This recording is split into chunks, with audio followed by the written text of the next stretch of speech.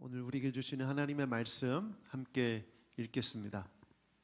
마태복음 4장 8절부터 10절까지의 말씀 함께 읽겠습니다. 세 구절 말씀인데 자막을 보시면서 함께 읽겠습니다. 시작. 또다시 악마는 예수를 매우 높은 산으로 데리고 가서 세상의 모든 나라와 그 영광을 보여주고 말하였다. 내가 나에게 엎드려서 절을 하면 이 모든 것을 너에게 주겠다. 그때 예수께서 그에게 말씀하셨다. 사탄아 물러가라. 성경에 기록하기를 주 너의 하나님께 경배하고 그분만을 섬겨라 하였다. 아멘. 예수님의 마음으로 올해 우리에게 주신 표어인데 이 주제로 제목 주제 설교를 앞으로 하도록 하겠습니다. 오늘 첫 번째 시간 예배하기입니다. 예배하기. 제가 얼마 전에 읽은 책이 있습니다. 그 책의 제목은 마음을 따르지 않을 용기인데요. 사디어스 윌리엄스라는 분이 쓰신 책입니다. 이 책의 내용을 보면 이 책 제목이 오게 된, 이 책 제목을 정하게 된 이유를 설명하면서 자신에게 있었던 딸과의 일화를 소개하고 있어요. 이분은 교수님이신데 신학교에서 조직신학을 가르치는 교수님이신데 딸을 교육하기 위해서 TV나 또 책을 그림책이나 뭐 어떤 일상 속에서건 거짓을 분별하게 되면 상을 주는 식으로 교육을 했습니다.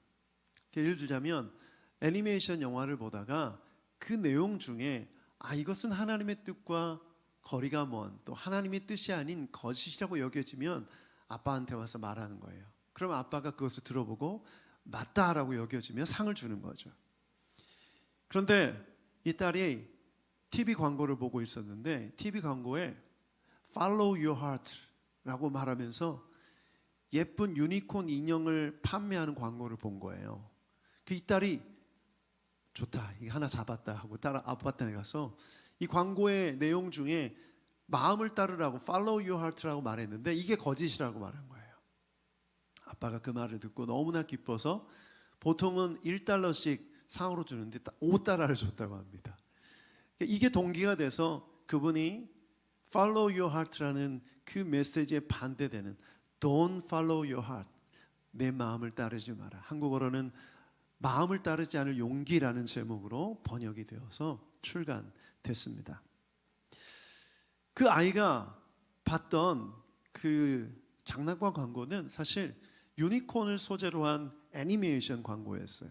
사진 한번 띄워주시면 여러분 되게 예쁘죠? 유니콘에 뿔이 달려있고 유니콘의 그 말에 뭐라고 하죠? 이 뒤에 나오는 거를 갈퀴라고 하나요? 갈퀴가 아니죠. 갈귀, 죄송합니다. 갈귀가 무지개빛이에요. 뭐 상징적인 이미지가 메시지가 있는 것 같기도 합니다.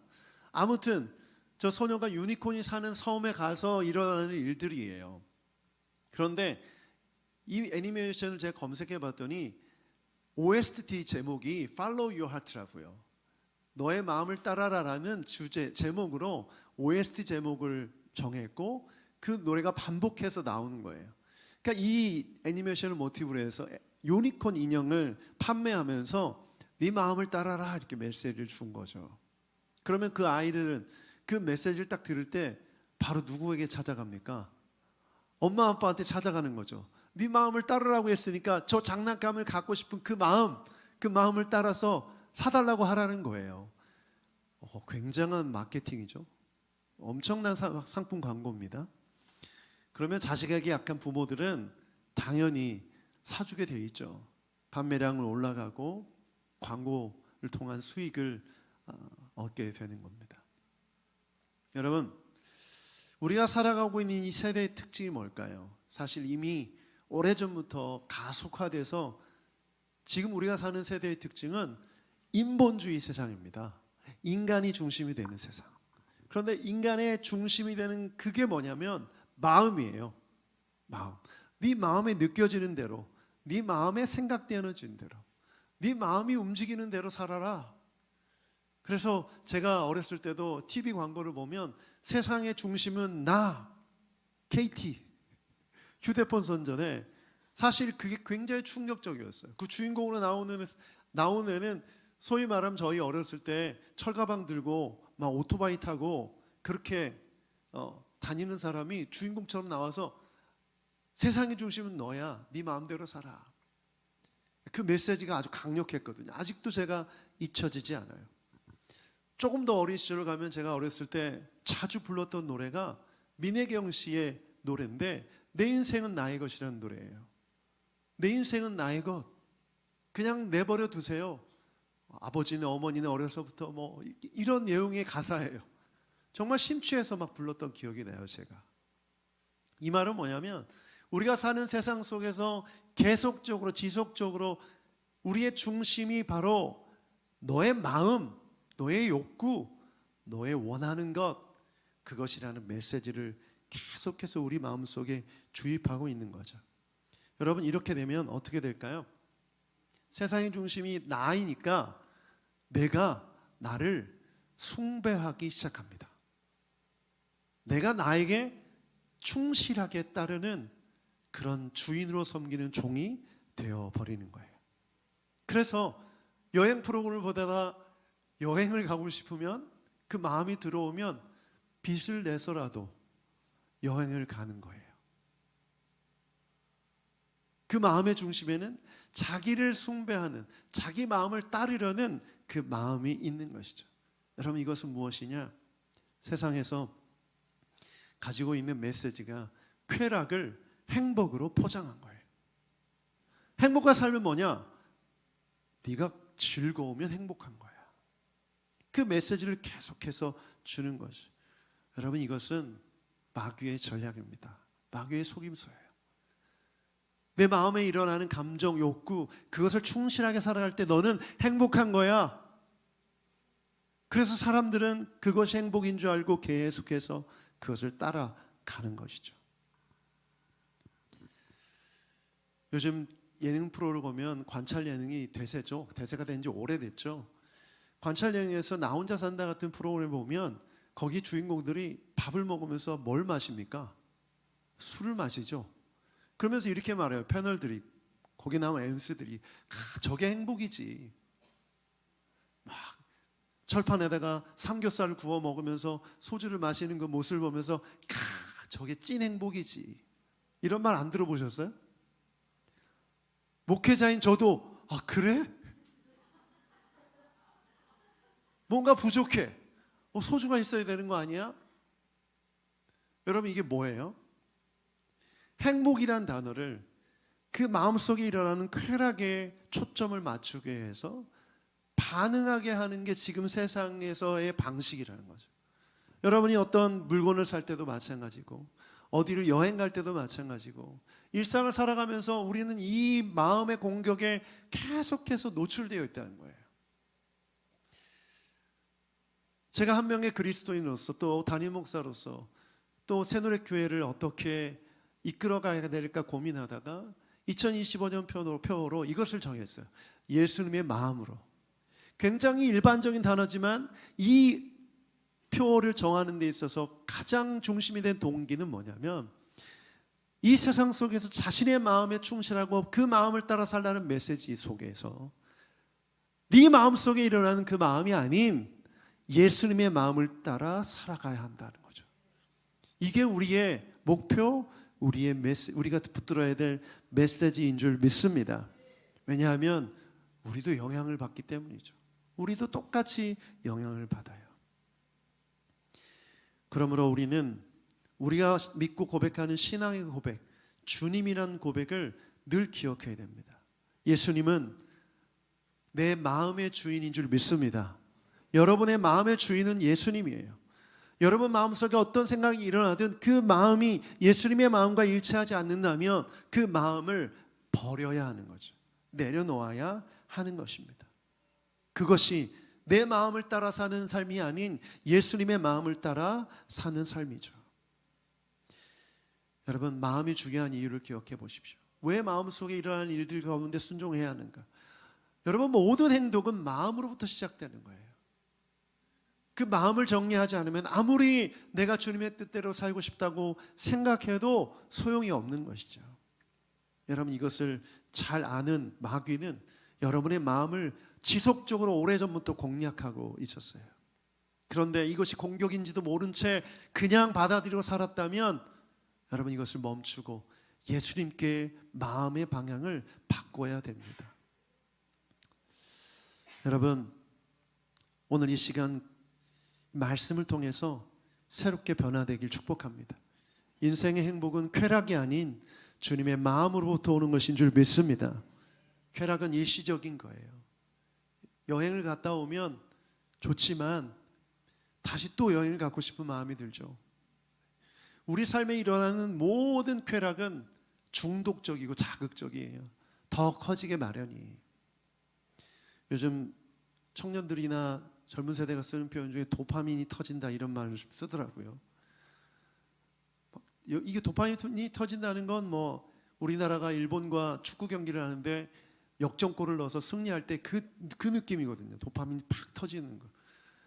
도박하는 사람들이 말하는 그 중독되는 이유가 뭐냐면 자기가 베팅해서 이기는 순간 터진 도파민 때문에 중독이 되는 거거든요. 또 그것을 느끼고 싶어서. 그러면 우리가 쾌락을 추구하며 내 마음에 일어나는 생각을 따라 쾌락을 추구하는 삶이란 거기서 느끼는 이 쾌락을 계속 자극되고 중독되어서 더 큰 쾌락을 찾는다는 것이 문제인 것이죠. 그래서 마귀는 그것을 공략하는 거예요. 오늘 본문을 보면 예수님이 마귀의 공격을 받는데 인간에게 있는 그 공격 지점을 예수님께도 똑같이 적용해서 한 것입니다. 마귀의 생각은 이런 거였을 거예요. 예수님을 공격할 때 인간들에게도 통했기 때문에 육체를 입고 오신 예수님에게도 통할 거라는 생각을 했겠죠. 그러나 모두 실패했습니다. 첫 번째 공격이 뭐였죠? 금식을 하셨는데 먹을 것을 가지고 공격합니다. 여러분 같으면 어떻겠어요? 배고픈데 쉽게 넘어가겠죠. 근데 넘어가지 않으셨어요. 배고픔의 그 인간이 가지고 있는 아주 기본적인 욕구를 그 시험을 이겨내셨던 거죠. 아무리 배고파도 마귀의 시험 앞에 넘어가지 말아야 한다는 거예요. 먹지 말아야 할 것을 먹지 말아야 한다는 것이죠. 그렇죠. 그리고 성전 위에 올라가서 떨어지면 천사가 붙들어 줄 것이다. 이건 예수님의 능력에 대한 시험이죠. 충분히 그럴 수 있죠. 천사가 예수님을 보좌하기 때문에 그럴 수 있어요. 하나님의 아들이니까 그럴 수 있어요. 그런데 그 능력을 사용하지 않으셨어요. 왜죠? 쓸데없는 일이니까. 아무 가치 없는 일이에요. 여러분, 우리가 이 세상을 살면서 주님의 능력을 가치 없는 일에 구하고 있지 않습니까? 그거 하지 말라는 거예요. 마귀는 우리를 속이는 거죠. 여러분, 기도는 하나님의 능력을 구하는 놀라운 도구인 줄 믿습니다. 그런데 그 능력을 구할 때 그저 내 자랑, 나를 드러내고 또 내가 어떤 것이 내가 원하는 소원을 이루기 위해 하나님의 능력을 빌리고 싶다면 그 기도는 잘못된 기도죠. 그거 하지 말라는 거예요. 가장 강력한 유혹이 세 번째죠. 네가 내 앞에 절하면 세상 모든 것을 다 보여주며 그걸 주겠다고 말해요. 여러분, 이것이 왜 강력한 공격입니까? 세상 모든 나라와 영광을 다 가질 수 있다는 것은 너무나 큰 유혹이죠. 너무나 큰 유혹이에요. 사람들은 이 유혹에 많이 넘어갔어요. 세상의 권력을 얻기 위해 사람들이 이 유혹에 넘어가서 마귀 앞에 절했죠. 예수님을 동일하게 그렇게 시험한 것입니다. 여러분, 내 앞에 절한다는 건 뭘 뜻하죠? 나를 예배하라는 거예요. 만약 여러분이라면 어떻게 하겠습니까? 마귀가 여러분에게 이런 유혹은 아직 안 했죠. 네. 제가 음악을 옛날에 좋아해서 많은 음악을 들었는데 많은 외국 해외 아티스트도 그렇고 한국도 뭐 그런 사람이 있을 거예요. 마귀의 영감을 받아서 사탄의 영감을 받아서 곡을 쓴다고 공개적으로 얘기한 아티스트들이 많이 있습니다. 조금만 관심을 가지고 찾아보면 찾아볼 수 있어요. 근데 그 사람들은 이미 마귀에게 영혼을 빼앗긴 거죠. 그 앞에 절한 거예요. 그것을 통해서 그들은 엄청난 부와 인기를 누리며 살아가고 있죠. 만약 여러분이라면 어떻게 하겠어요? 좋은 예로 만약 지나가는 사람에게 1,000만 원을 줄 테니 나한테 절하십시오 라고 말하면 절하겠습니까? 1,000만 원은 좀 금액이 높아지면 고민하는 시간이 짧아질까요? 10억이라면 절할 거죠. 격하게 고개를 흔드는 청년들이 있는데 상담이 좀 필요합니다. 이 단순히 절하는 행위를 의미하는 게 아니죠. 여러분, 만약에 그런 일을 겪게 되면 또 어떻게 될까요? 계속 절하게 되죠. 더 많은 돈을 얻기 위해서. 만약 저에게 물어본다면 저도 많이 혼란스러울 것 같아요. 저도 1,000만 원 맞는데 무릎 꿇고 절하는 게 뭐 큰 대수라고. 1,000만 원이 더 소중하지. 그 1,000만 원으로 여행도 갈 수 있고 맛있는 것도 먹을 수 있고 자전거도 살 수 있고 오토바이도 살 수 있고 차도 못 사나요? 중고차 사면 되죠. 이렇게 돈에 가지고 있는 가치 때문에 고민하게 만드는 거죠. 왜냐하면 그것을 통해서 내가 행복한 삶을 이룰 수 있다고 생각하기 때문이죠. 여러분, 이런 방식으로 마귀는 우리를 속여서 하나님이 아닌 세상을 예배하게 됩니다. 예배하게 합니다. 거기서 오는 쾌락, 거기서 오는 만족을 유혹해 하나님이 아닌 다른 것을 예배하게 만드는 거죠. 그런 우상들이 우리 속에 널려 있죠. 돈, 연예인, 정치인, 취미 다 여기에 속합니다. 그것에 마음을 쏟고 돈을 쓰고 거기에 집중하는 거죠. 대놓고 연예인 중에 가수 중에는 아이돌, 우상이란 단어를 가지고 우리는 이름을 부르며 그렇게 살아가고 있어요. 여러분, 이 모든 것을 가능케 하는 건 무엇인지 아십니까? 바로 여러분 자신의 마음이에요. 내 마음. 그래서 마음으로 이끌려 마음이 드는 대로, 마음이 이끌라는 대로 살라는 메시지를 이 세상은 계속해서 쏟아내고 있어요. 그 배후에는 마귀가 있는 거죠. 어린아이서부터 어른에 이르기까지 이 메시지를 계속해서 듣고 있고 그 메시지를 들으며 충실하게 아멘하며 따라가는 사람들이 너무나 많습니다. 그래서 2025년 1월 첫째 주 우리 새노래교회의 공동체에 주시는 메시지, 바로 예수님의 마음은 무엇인가? 예수님은 주님을 예배하기 원하십니다. 10절 말씀에 예수님이 이렇게 말씀하셨어요. 오늘 본문의 10절 함께 읽어보겠습니다. 시작. 그때 예수께서 그에게 말씀하셨다. 사탄아 물러가라. 성경에 기록하기를 주 너희 하나님께 경배하고 그분만을 섬겨라 하였다. 사탄아 물러가라. 이 말씀 때문에 이 예수님의 마음을 품고 예배하기 위해서는 사탄을 물리쳐야 돼. 사탄이 어떤 존재지? 공부해야지. 사탄이 어떤 존재지? 물론 이렇게 생각하는 것도 필요하지만 사실 이건 본질이 아니에요.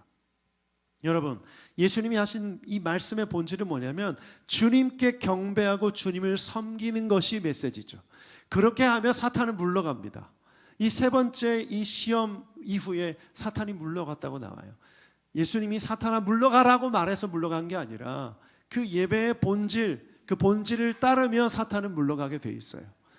여러분이 하나님을 예배하기로 선택하고 결정하고 나아가면 사탄은 물러가는 줄 믿습니다. 그러므로 집중해야 될 것은 내 마음을 누구에게? 우리 주님께 두고 예배하는 것에 집중해야 돼요.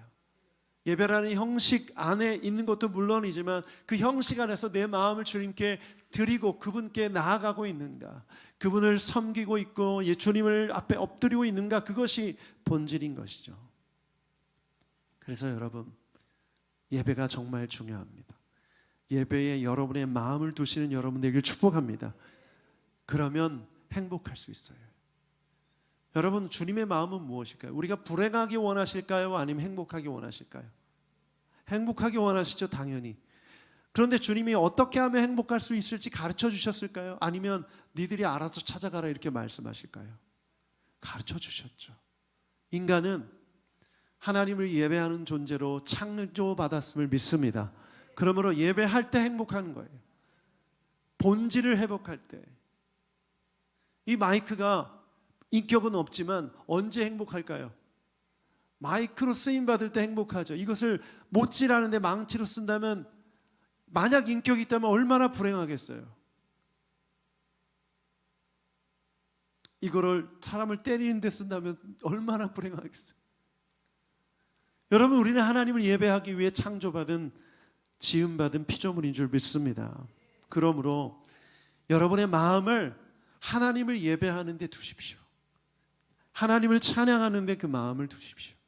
그렇게 살아가면 진정한 행복을 누릴 수 있게 되는 줄 믿습니다. 아멘. 그래서 좀 구체적인 결단이 필요해요. 구체적인 결단. 예배를 향한 결단. 찬양을 향한 결단. 내 삶의 행복을 이루기 위해 세상 사람들이 말하는 네 마음을 따라 너 쾌락을 즐겨 라는 그 메시지가 아닌 하나님께서 원하시는 방법대로 그 마음을 돌리기 위해 내가 구체적으로 해야 될 결단. 그 결단이 필요합니다. 여러분, 삶의 자리에서 찬송을 부르고 하나님께 나아가는 여러분 되길 축복합니다. 매일 여러분의 입술에 찬양이 흘러넘치길 축복합니다. 시편 34편 1절을 보면 이런 고백이 있죠. 같이 한번 읽어보죠. 시작. 내가 주님을 늘 찬양할 것이니 주님을 찬양하는 노랫소리 내 입에서 그치지 않을 것이다. 아멘. 여러분의 입술에 얼마나 많은 고백이 하나님을 향한 찬양입니까? 여러분, 여러분의 삶에 얼마나 하나님을 생각하고 있는지가 얼마나 하나님을 찬양하는지를 결정하는 거죠. 여러분의 마음속에 하나님이 계시다면 그 입술의 고백으로 찬양이 흘러 넘칠 수밖에 없는 줄 믿습니다. 누군가를 미워하는 마음이 있다면 그 사람을 보면 그 미워하는 마음 때문에 그 말이, 언어가 욕하고 비판하고 저주하는 말이 나오는 것처럼 여러분 마음속에 하나님을 향한 마음이 채워진다면 그것이 흘러 넘칠 수밖에 없는 거죠. 오늘 우리 찬양했는데 주 하나님 지으신 모든 세계 내 마음속에 그리워볼 때,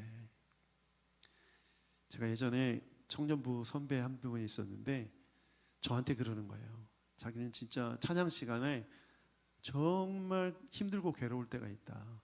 이게 찬송가 40장이었잖아요 옛날에. 이 찬송가를 빠른 템포로 부르는 건 너무 힘들대요. 그 사람을 막 가서 이렇게 꼬집어주고 싶대요. 멈추게 하고 싶대요. 왜 그러냐 했더니 자기는 이 찬양을 정말 천천히 느리게 부르면서 은혜를 받았기 때문에 이걸 막 빠르게 부르면 힘들다는 거예요. 그래서 왜 그러냐 했더니 그 느리게 부르는 가사 속, 주 하나님 지으신 모든 속에, 주 하나님 지으신 모든 세계 내 마음 속에 그리워 볼 때 하늘의 별 울려 퍼지는 데서 주님의 권능 구주의 찬美. 이게 우리의 생각 속에 상상으로 그 모든 것들을 그리며 이 찬양을 고백하는 거잖아요. 그러면 충분히 마음속에 그 하나님의 위대하심과 창조주 하나님의 역사하심이 채워져야 되는데 막 신나게 막 치면서 부르면 너무 힘들다는 거죠. 그래서 제가 감동받은 포인트는 뭐냐면 이 선배 형의 이 고백이 너무 귀한 거예요. 이분은 건축 일을 하시는 분인데 그 일을, 힘든 일을 하면서도 신앙을 놓지 않으려고 노력했던 분이었어요. 이게 뭐냐면 늘 항상 그 찬양의 고백이 그 마음속에 있었다는 것을 뜻하고 그것으로 일을 하며 살아갔다는 것을 뜻하죠. 여러분 어떤 일을 하든지 무엇을 하든지 여러분 마음속에 하나님을 향한 마음, 예배의 마음, 찬양의 마음이 있습니까? 여러분 그것을 채우는 여러분 되길 축복합니다. 그래서 예수님의 마음을 우리가 품기 위해서 2025년 좀 그런 결단을 하셨으면 좋겠어요. 내가 매일 하나님을 향한 찬양의 고백을 드리겠다. 요즘 우리 교회가 성경 일독도 하고 있고 큐티도 하고 있고 말씀을 강조하지만 우리 교회 이름이 뭐죠? 네, 새 말씀 교회가 아니에요. 새 노래 교회. 찬송을 좀 부르십시오. 찬양을 좀 부르세요. 네.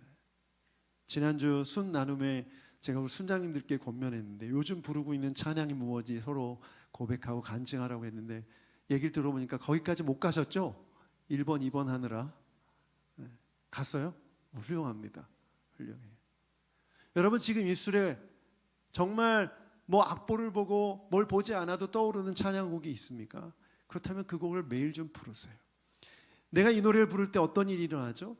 여러분의 마음에 예수님의 마음이, 하나님의 마음은 채워지는 거예요. 채워지는 거예요.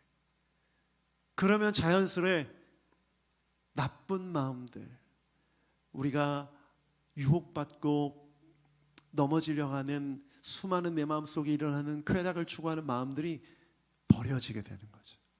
버려지게 되는 거예요.